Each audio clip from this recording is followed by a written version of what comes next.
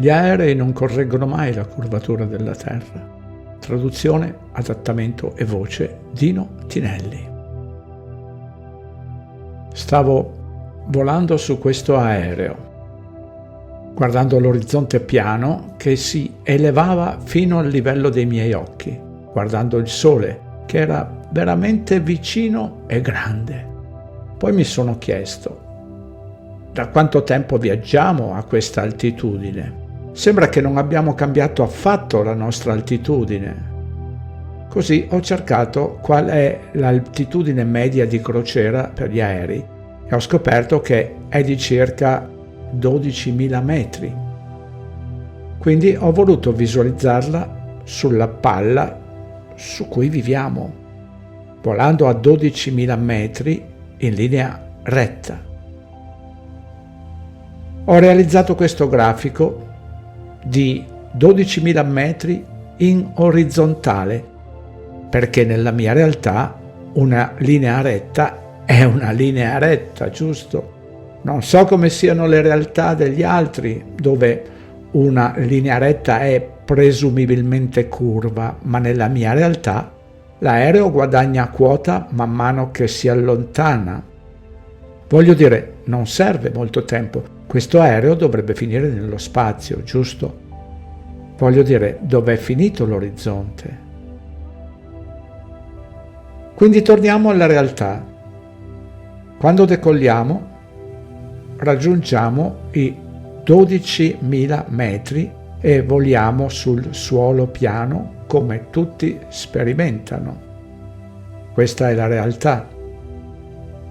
Ma poi qualcuno sull'aereo mi ha detto che è la gravità che ci impedisce di andare nello spazio, così gli ho chiesto come funziona.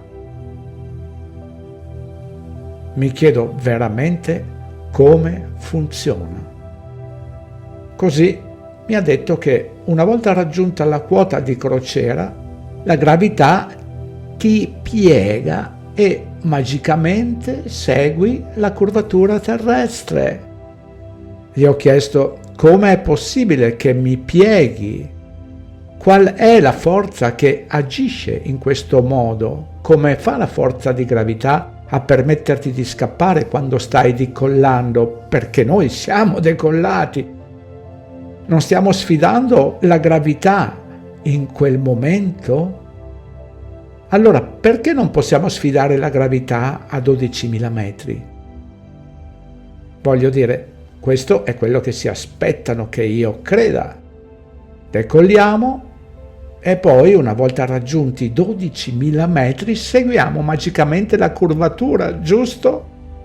Ma è un campo di forza che non dovrebbe mai interrompersi. Voglio dire, se vuoi andare più in alto, ti basta alzare il muso, giusto? È così che si va più in alto. Quindi se hai un aereo che sta andando, diciamo, a 15.000 metri, non ti basterebbe alzare il muso e interrompere la gravità? La presunta gravità non ti impediva di andare nello spazio, giusto?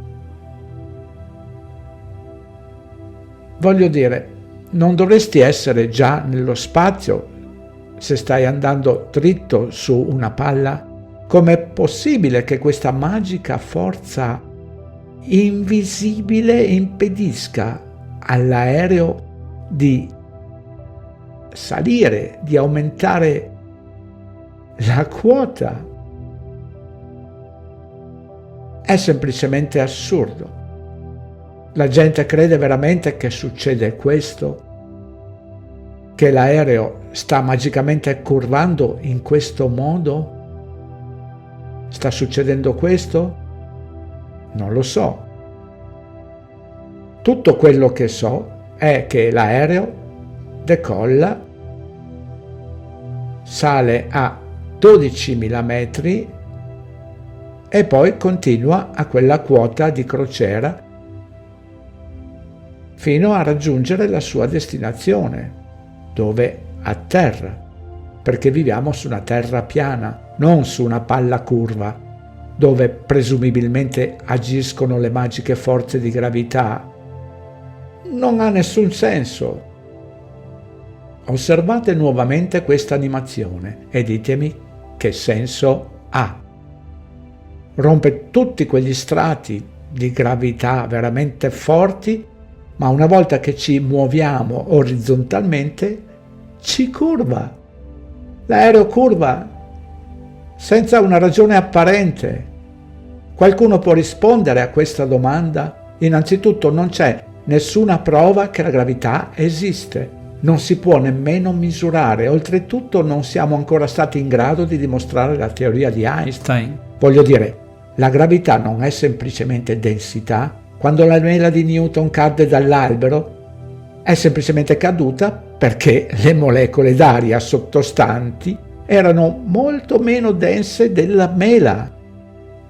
Ecco perché cadde. La gravità non è forse semplicemente l'azione di un oggetto in caduta libera fino a quando non ne colpisce uno più denso? È tutto qui, è solo densità.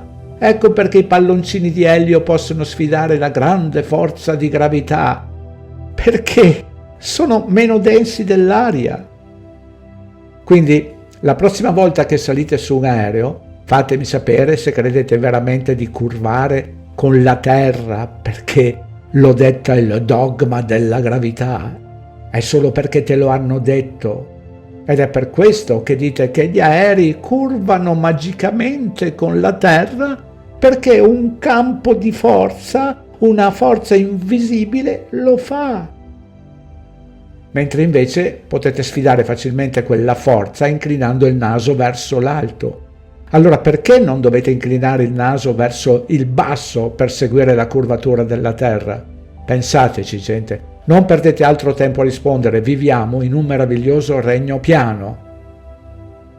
Grazie di aver ascoltato fino alla fine. Vi ricordo che per tenervi aggiornati e per le vostre ricerche individuali svincolate dalla narrativa ufficiale, avete a disposizione il pratico e fornito indice alfabetico, di cui trovate sempre il link in tutte le descrizioni dei video. Sono sempre in pronta consegna i libri Il risveglio e Il secolare nuovo ordine del male.